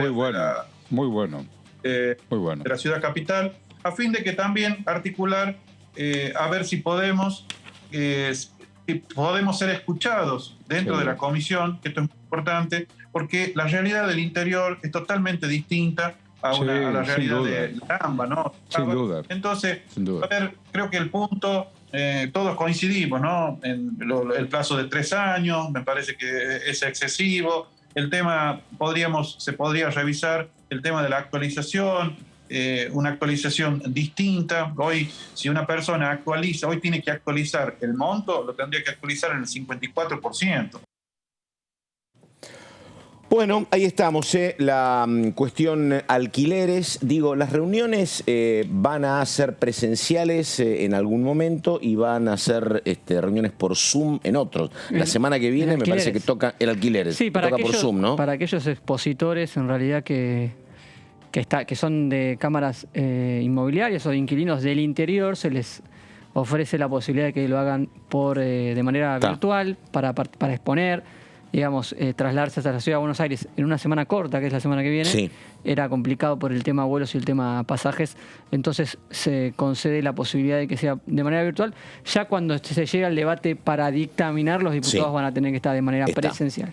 Bueno, y hay una cuestión donde sí yo creo que hay acuerdo entre todas las partes. Han perdido las inmobiliarias, pero hay acuerdo de los propietarios y los inquilinos. Es en que en la ley Lipovetsky se ha reducido considerablemente lo que era el cobro de comisiones por parte de las inmobiliarias, que era era una queja recurrente de los inquilinos de que tenías que pagar en algunos casos hasta 3 meses. Claro, creo que eso está funcionando con un mes más, porque hay que entender que la persona que tiene que afrontar un alquiler de 50, 60 mil pesos, si además tenía que pagar 2 o 3 meses de una para acceder a la vivienda, era una complicación.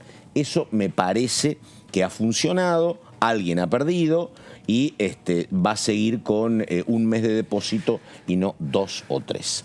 Bueno, en un ratito vamos a estar con la diputada Jutrovic con otro tema muy importante, un dato que yo me lo anoticié, me informé hoy. Hay una cantidad impresionante de barcos perdidos, hundidos en la República Argentina en lo que son los primeros años de este siglo XXI, una cifra impresionante. Hay, con motivo de eso, hay un trabajo que tiene que ver con un trabajo de revisión. Hay también una consecuencia cinematográfica, así vamos a estar con ese tema, con la diputada Jutrovic en un ratito. Y habló más temprano. ¿A quién pedimos? Perfecto, un testimonio más. Dale, a ver.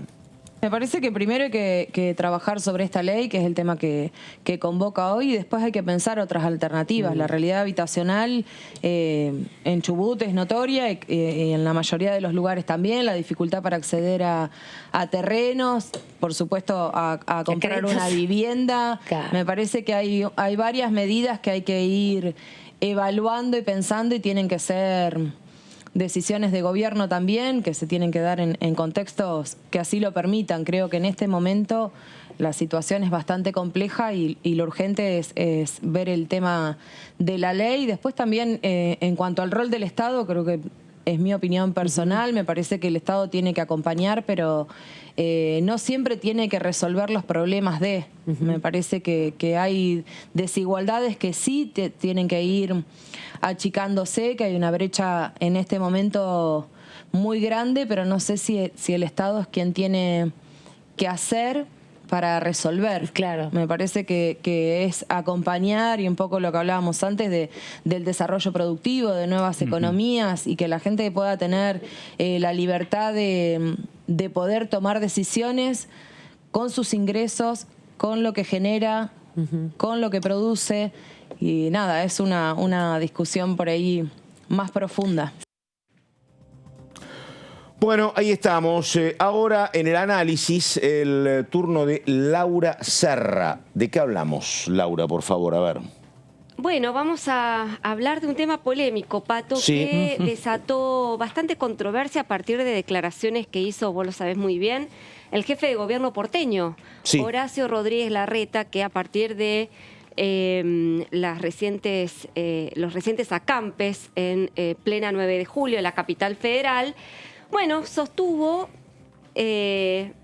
digamos, en unas declaraciones, como te decía, bastante polémicas, que habría que quitarles los planes sociales a aquellos que hacen algún tipo de manifestación o acampe o generan algún tipo de restricción al derecho de circulación, aquellos que van con sus chicos a acampar porque de alguna manera no están cumpliendo con, digamos, el contrato, entre comillas, de mandar a sus chicos a la escuela a cambio de recibir una asignación del Estado. En fin, declaraciones bastante controvertidas del jefe de gobierno porteño y luego de ellas, uno de sus acólitos, que es el diputado Waldo Wolf, vos sabés que Waldo Wolf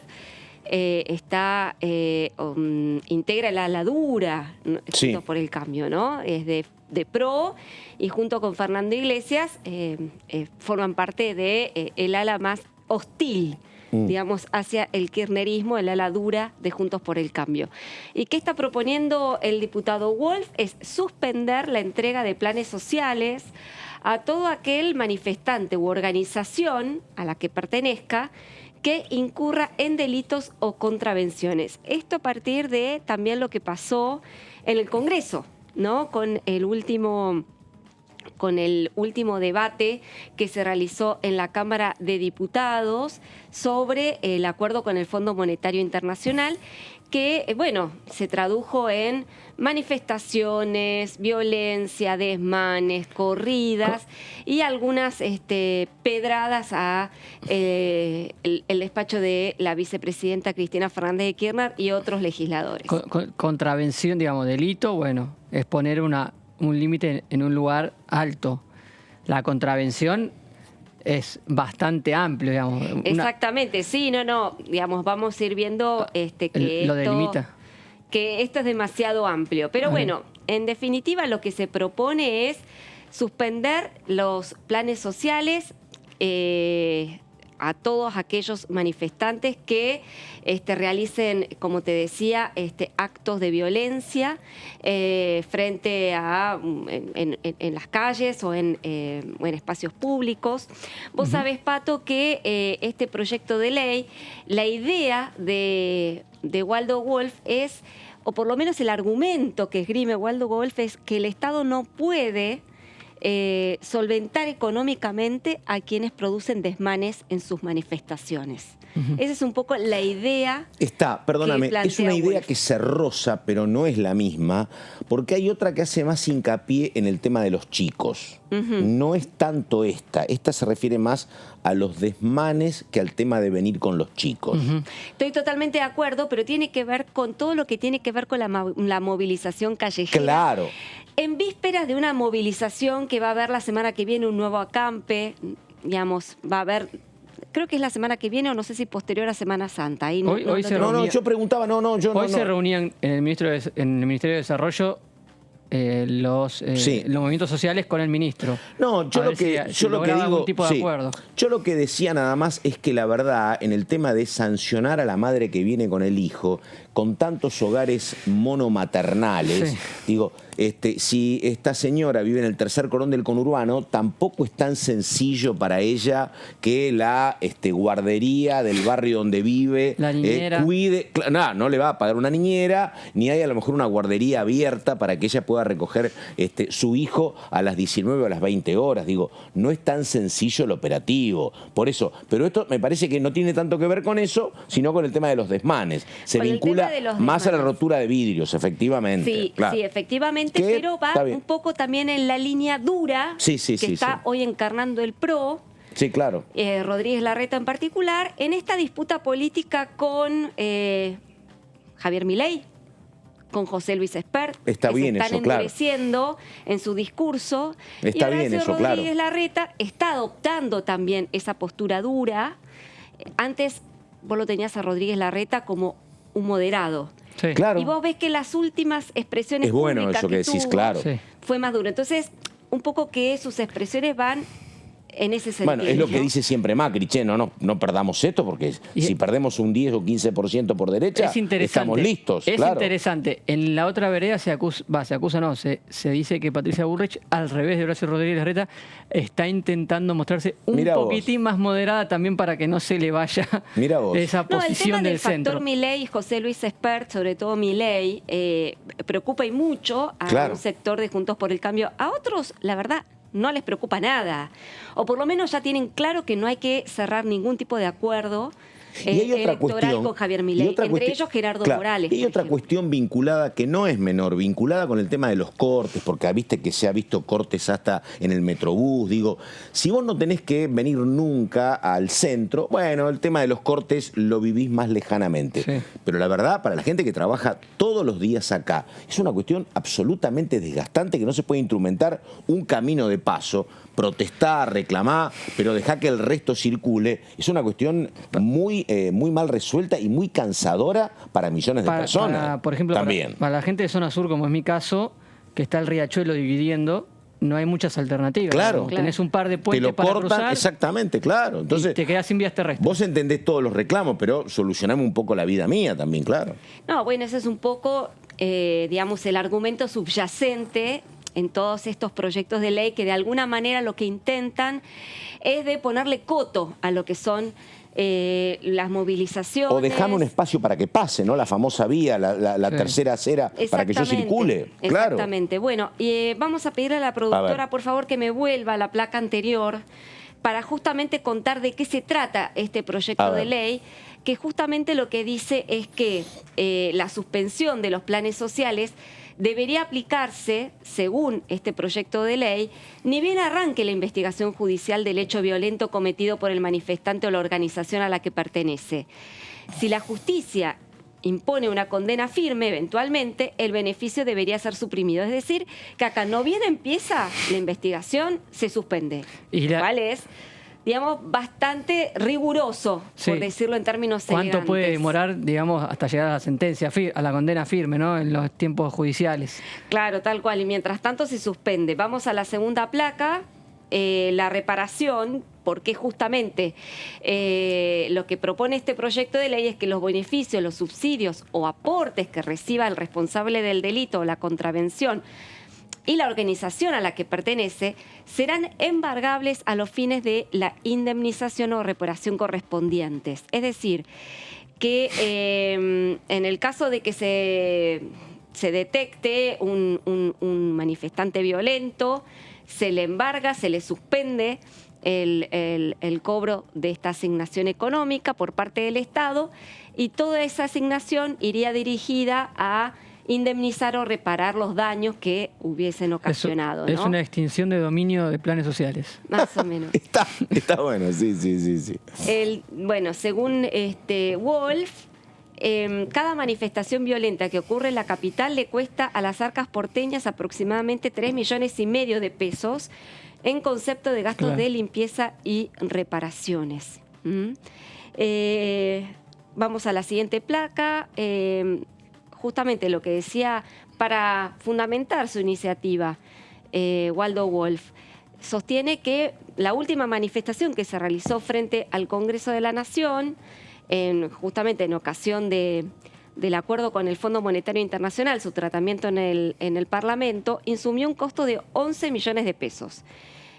¿A dónde fueron esos 11 millones de pesos? A reparar los daños en luminarias, limpieza de bancos, monumentos, señales de tránsito caídas, espacios verdes arruinados, contenedores vandalizados e incendiados. Es decir, bueno, es un costo que supuestamente el Estado porteño dice, no lo tengo que afrontar yo, lo tienen que afrontar los violentos. En este caso del Congreso, cuando se ubicó a los responsables, ¿el gobierno de manera unilateral no le quitó los beneficios sociales a los que indicaban como responsables? 3 o 4, con la rotura de vidrio. Sí, puede ser. De manera unilateral. Digamos, esto es reglamentar esta decisión que tomó el gobierno nacional en su momento.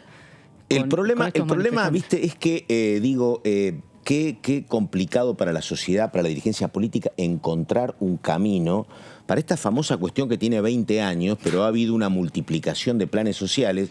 Esto de que se dice tan fácil en todas las campañas, transformemos los planes sociales en trabajo. Digo, bueno, la verdad que hemos ido fracasando sistemáticamente y año a año, ¿no? Porque yo miro la cantidad de planes sociales que había, 2011, 2015, 2019, 2022, y la verdad que siempre te dicen, hay que instrumentar políticas, y la verdad que los números no bajan, ¿no? Es como un enorme desafío. Sí, hoy Gabriela Cerruti dio números de eso.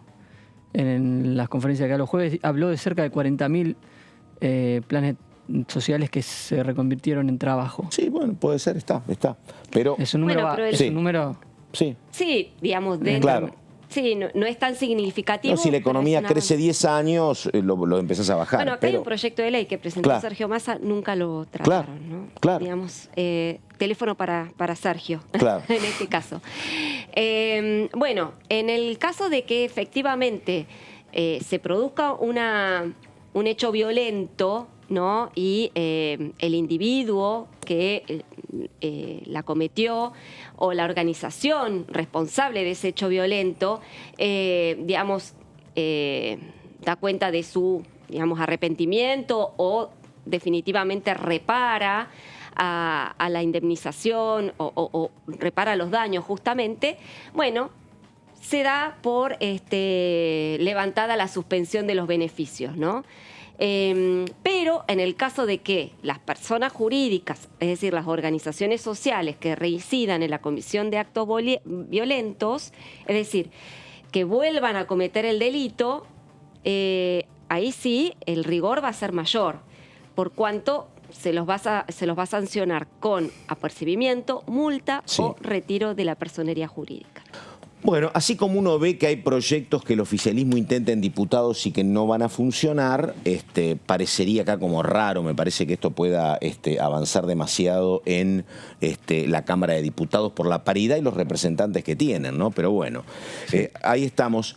El proyecto de Waldo Wolf. Pero el tema manifestación, regulación de la manifestación, ver qué tipo de sanciones se aporta de lo legislativo a los manifestantes que ofrecen destrozos, está presente, sobre todo Juntos por el Cambio, hace varios años. Recuerdo algún tipo de protocolo que intentó la ministra Patricia Bullrich, tampoco avanzó demasiado esa idea de un protocolo para las manifestaciones. En su momento habían presentado un proyecto que creaba un protestodó. Un lugar para protestar, efectivamente. ¿Cómo es? Protestódromo. Un protestódromo, y tampoco avanzó. Se usa más en términos políticos que en definitiva alguna cuestión de proyecto de ley que termina avanzando aquí en el Congreso. A ver, vamos con un tema que no sé si tiene similitudes, pero es un proyecto del santafesino Federico Angelini, también para sancionar a aquellos que reclaman y protestan. Antes, digamos lo siguiente, en un país que tiene más de un 40% de pobres y donde hay una cantidad gravísima de chicos menores de 18 años en situación de pobreza, lo urgente, lo indispensable, lo necesario es avanzar con políticas protectivas en ese sentido. Con 40% de pobres siempre va a haber reclamos, protestas y demandas. Y a veces, claro, no son todo lo pacífica que uno imagina. Pero el tema nodal, repito, es la pobreza y la marginalidad. A ver, el diputado por Santa Fe. Yo soy muy duro con respecto a esta situación, pero aparte porque conozco mucho la problemática. Yo trabajé 4 años en la Unidad de Gestión de Intervención Social en la Ciudad de Buenos Aires. En los primeros 4 años de Mauricio Macri como jefe de gobierno fui secretario de Estado y conozco muy de cerca la problemática de las organizaciones sociales, la pobreza y quienes llevan muchas veces a partir de amenazas, extorsiones a la gente a las manifestaciones. Las organizaciones sociales, muchas de ellas, no todas obviamente, nunca me gusta generalizar, muchas viven del conflicto y no quieren que se solucione el conflicto. Entonces hay que también atacarlas por el lugar donde más les puede doler, que es que si bloquean la posibilidad de tránsito, de movimiento de la propia gente, no puedan tener los beneficios que hoy por hoy siguen teniendo. Y yo en esto soy muy tajante. Mucha de la gente que va ahí con los cochecitos, con los hijos, con los niños y demás, van obligadas, no van por voluntad propia, van obligadas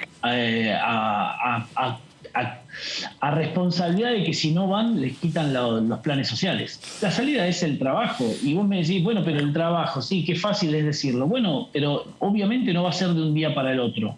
Obviamente los problemas cuando se generan, cuando hay años y años de destrucción de la posibilidad de que haya inversiones en la Argentina, de la generación de empleo genuino y demás, no se soluciona de un día para el otro. Lo que nosotros estamos viendo es que el gobierno sigue yendo para el camino contrario, que fueron los países que en algún momento tuvieron problemas de desempleo, tuvieron problemas de pobreza y que salieron adelante. Entonces, ese es el mayor reclamo que nosotros hacemos frente a la política que está llevando adelante este gobierno. Bueno, muy bien. Y seguimos en la provincia de Santa Fe. Presentación y un diputado justamente también del litoral argentino, en este caso Rosario. A ver, dale.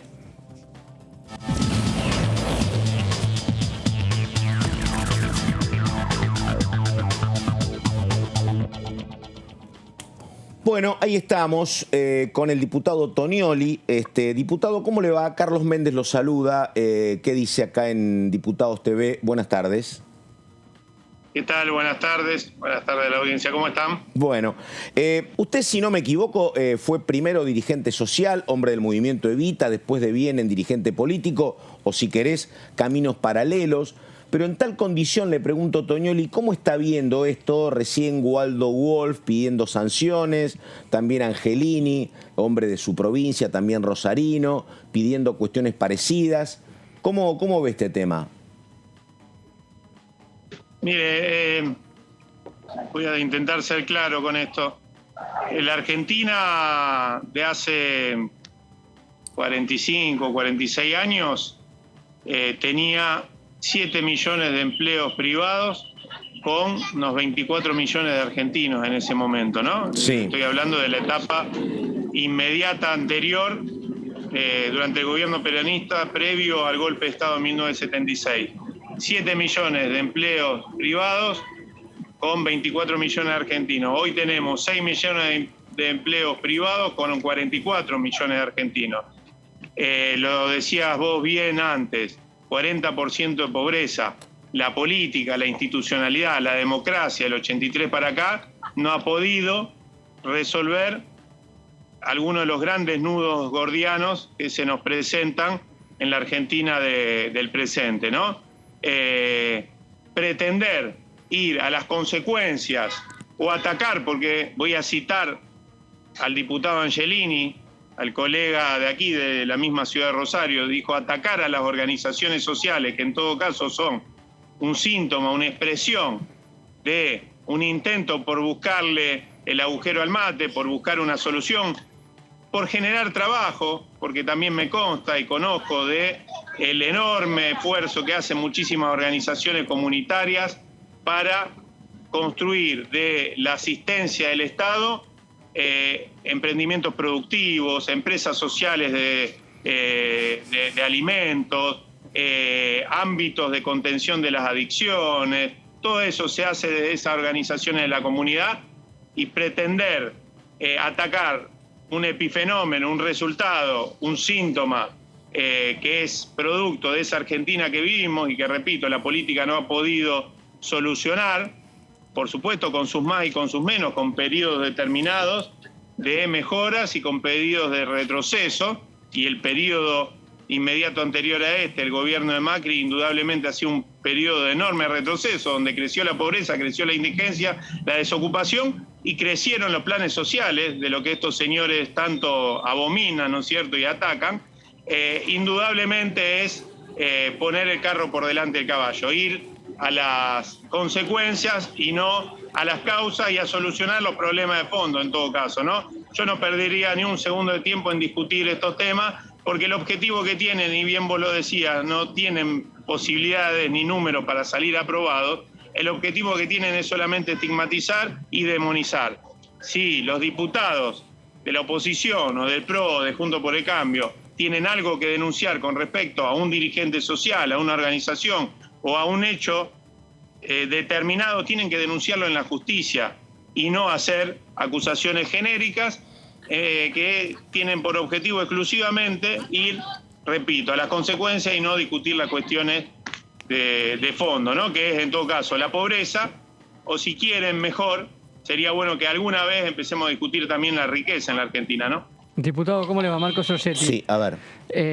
Siguiendo con este tema, cuando sucedió lo de los piedrazos al despacho de la vicepresidenta, el gobierno identificó a los agresores y les quitó los planes sociales. ¿Usted cree que este tipo de sanciones sí están bien direccionadas? No, yo creo que para eso está la justicia. La justicia tiene que decidir o dilucidar si alguien cometió un delito. Si esa persona cometió un delito, le caberá la pena que corresponde a la comisión de ese delito.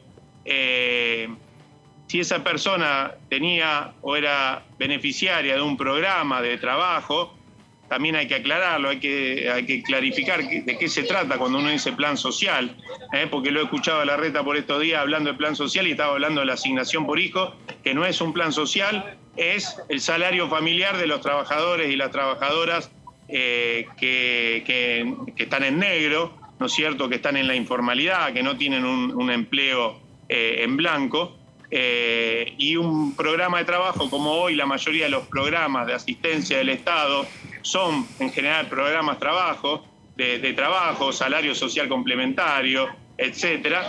Si lo tiene o si esa persona es beneficiaria es por algo, porque cumple las condiciones, y si cometió un delito le cabe la pena que corresponde a ese delito. Entonces me parece que a veces quizás para de alguna manera sacarse de encima cualquier tipo de sombra que tenga que ver con que si se le da a tal organización y esa organización cometió tal hecho o fueron a apedrear al Consejo, etcétera, se toman estas decisiones que me parece que son facilistas. No estoy de acuerdo con eso, ¿no? Laurita. No, diputado Tonioli, no, preguntarle porque tengo entendido que justamente estaba buscando información. Usted forma parte del movimiento Evita, ¿no? Así es. Bueno, y uno de sus principal representante, su líder, es Emilio Pérsico, que justamente es funcionario de este gobierno, ¿no? Tengo entendido que hay sectores del propio gobierno que no están de acuerdo con que Emilio Pérsico, el movimiento Evita y otros movimientos sociales actúen como, actores que tercerizan la entrega de los planes sociales. Y hay toda una polémica en derredor de eso. Hoy por hoy el movimiento Evita, por medio de Pérsico, maneja una de las partidas más suculentas que hoy tiene el Estado Nacional, el Ministerio de Desarrollo Social. Y la pobreza, lejos de bajar, ha incrementado. No se lo atribuyo a Pérsico de ninguna manera. Pero está un poco esta discusión sobre si, hasta qué punto el movimiento Evita no realiza de alguna manera cierto clientelismo político, clientelismo con los planes sociales, manejando estos fondos, que hoy dentro del mismo oficialismo se lo están reprochando. Bueno, habría que ver quién lo dice. Cristina Fernández, bueno, la gente no lo dicen, no lo dicen a viva voz, pero bueno, quienes de alguna manera manejamos la información del oficialismo vemos que hay ciertas tensiones internas entre el kirchnerismo y el movimiento Evita. Sí, bueno, sí, los programas de trabajo, programas de empleo, por ejemplo, el potenciar trabajo, representa el 0,04% de los recursos del Estado Nacional. No, de ninguna manera ni es una caja suculenta, ni representa un número importante. Hay un fetiche de una parte importante de la política con respecto a los planes laborales y a los sectores que son eventualmente beneficiarios de estos programas de trabajo.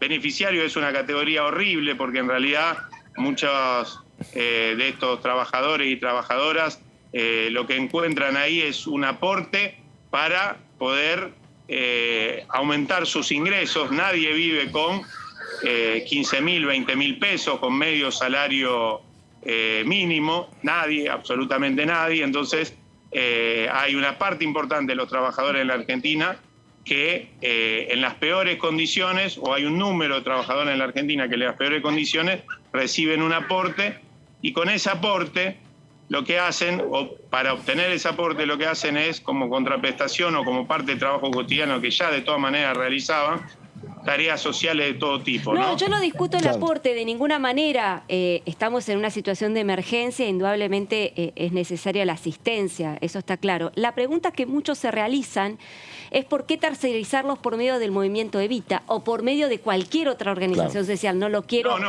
circunscribir al movimiento Evita. Me interesa conocer su opinión. ¿Por qué? ¿Por qué es necesario el movimiento Evita para la intermediación entre el Estado y los beneficiarios? Sí, es que no, hay una confusión.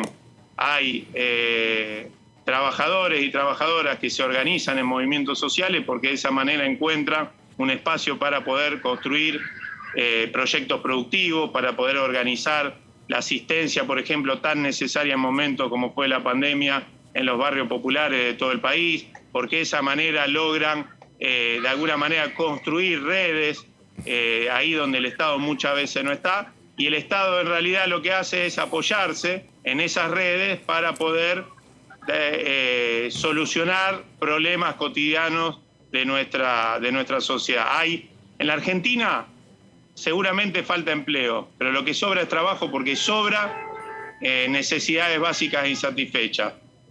Hoy en cientos Perdóneme, Toñoli. Usted dice, si no lo entendí mal, que falta empleo pero sobra trabajo. ¿Esa es la frase? Sobra trabajo porque, por supuesto, porque sobra necesidades básicas insatisfechas. Si tenés en el país 4.000 barrios populares sin urbanizar, claro, sin las condiciones de vida mínimas, sin saneamiento, sin pavimento, sin absolutamente nada, lo que hace una vida más o menos digna para cualquier ser humano, sí, indudablemente ahí hay necesidades sin resolver. Claro. ¿Qué es lo que hacen muchas de estas organizaciones? Organizan cuadrillas, cooperativas, urbanizan los barrios populares, el 15% de lo que obtuvo el Estado Nacional con el aporte de las grandes fortunas, se deriva a política de la Secretaría de Integración Sociourbana de la Nación para urbanizar esos barrios. Yo creo que primero no podría hacerlo el Estado por sí mismo, sin el apoyo de la comunidad y sus organizaciones. Segundo, creo que no solo hace falta disponer de ese 15%, sino que hay que duplicar por 10 ese tipo de políticas para dos cosas. No, está bien. Meter en el trabajo digno, es decir, el trabajo con derechos a cientos de miles de pibes que si no están en la esquina, y eso también es lo que hacen las organizaciones sociales, y por el otro lado resolver los problemas de infraestructura de muchísimos barrios. Nosotros no hablamos de tercerizar. El peronismo no es estatalista. Históricamente ha sido comunitarista y busca en la comunidad la resolución de sus grandes problemas. Los planes de vivienda que el peronismo históricamente llevó adelante no solo lo llevó desde el Estado, sino también desde los sindicatos. Hoy las organizaciones sociales son un sindicato de los trabajadores excluidos. Sí, Toñoli, yo lo que preguntaba, porque no entendía el significado, para traducirlo, usted lo que dice es que, claro, falta empleo registrado, falta el empleo en blanco, ese que usted dice que en el año 75-76 había 7 millones de argentinos con empleo registrado sobre 24, y hoy somos 6 millones sobre 44. Y el trabajador es el que está, como dice usted, recibiendo un plan, ese es el trabajo que debería solucionar NBI, necesidades básicas insatisfechas. Por ahí vamos, ¿no? Si no lo entiendo. Otra cosa, va por ahí, sí. Yo por ahí, disculpen que por ahí hablo con cierta vehemencia, pero porque está bien. Mucho, estoy en un espacio público. No, está bien. Ahora ahí le digo una cosa.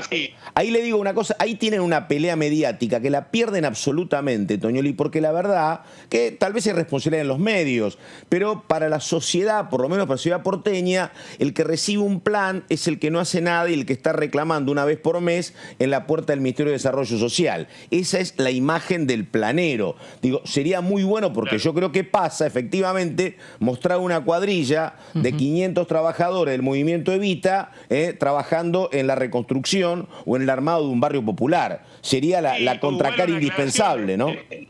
Igual una aclaración, el movimiento Evita es una de muchísimas organizaciones sociales y comunitarias que desarrollan este tipo de tarea, ¿no? Pero yo tomo algo que pasó en estos días. El gobierno nacional presentó el Plan Argentina 2030, ¿no? El plan de desarrollo muy interesante, muy importante, que apunta a mover, y varios de los proyectos de ley que están presentados en el Congreso por estos meses y que fueron pedidos por el gobierno en extraordinarias que naufragaron, apuntan a mover esa economía desde arriba, los sectores que mejor han salido de la pandemia, que más explosivamente han crecido, ¿no es cierto?, la industria, la construcción, etcétera. Ese plan 2030 propone, en un escenario de viento en popa y si todo sale bien, en 4 años poder construir o recuperar 2 millones de empleos privados. Es decir, en 8 años. Es decir, estamos hablando de 250.000 empleos privados por año, si no me equivoco. Estoy haciendo mal el cálculo. No, está bien. En 10 años serían, en 10 años son 2,5 millones, en 8 años son 2 millones, está bien. Exactamente, 2,5 millones. El registro, el RENATEP, que es el Registro Nacional de Trabajadores, la economía popular, tiene inscripto recién a la mitad de la tarea que está realizando, tiene inscripto 4 millones de compatriotas. Es decir, aún creciendo a tasas chinas y en el mejor de los escenarios, ese motor económico potente que es la economía privada nos va a permitir en algunos años o en estos 10 años recuperar 2,5 millones de fuentes de trabajo, Ojalá. de empleo en blanco, para diferenciar.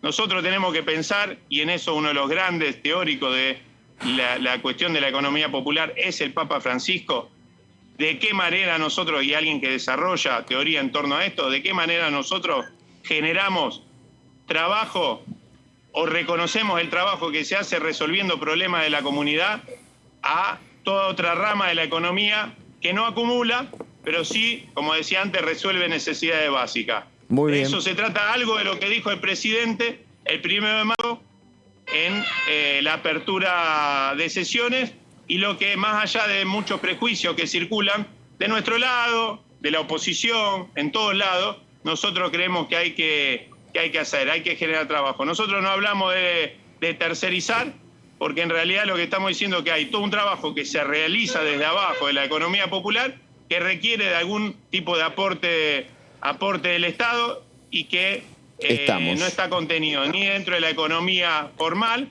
ni dentro de la política de Estado, ¿no? Ahí estamos. Bueno, ¿alguna consulta más? El diputado Tonioli, ¿vos tenías una? Para Dale, cerrar rápido. esta cuestión, porque también vincularlo con la agenda de diputados, se ha presentado algún proyecto para reconvertir planes de trabajo en empleo formal.